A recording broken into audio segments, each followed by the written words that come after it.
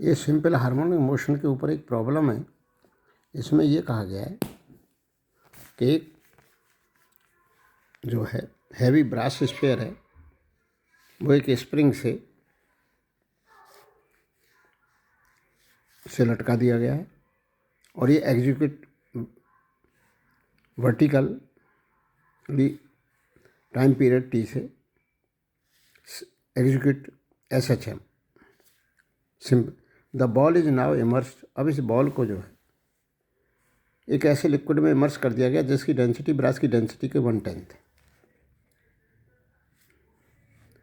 With the density that of this when set into vertical vibrations with the sphere remaining inside the liquid all the time।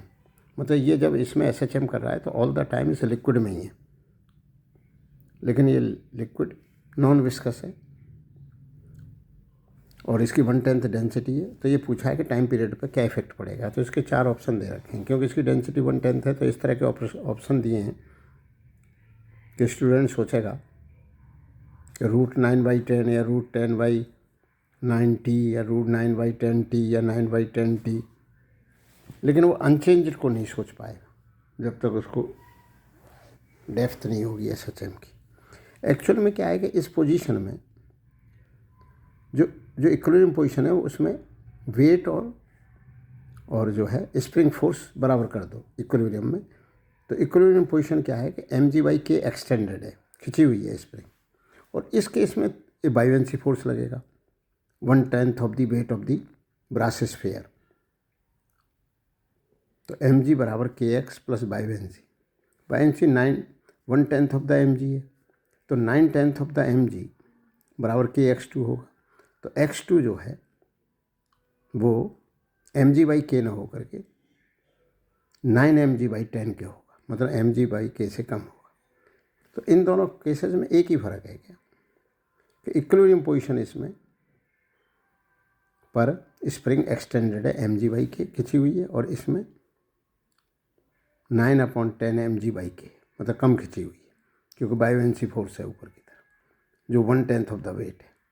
लेकिन दोनों cases में time period same होगा। इसके पीछे क्या कारण है? क्योंकि इस इक्विलिब्रियम पोजीशन से जब फर्दर एक्सटेंड करेंगे x तो वो kx ही रीस्टोरिंग फोर्स होगा, जो x एक्स्ट्रा है इक्विलिब्रियम पोजीशन से।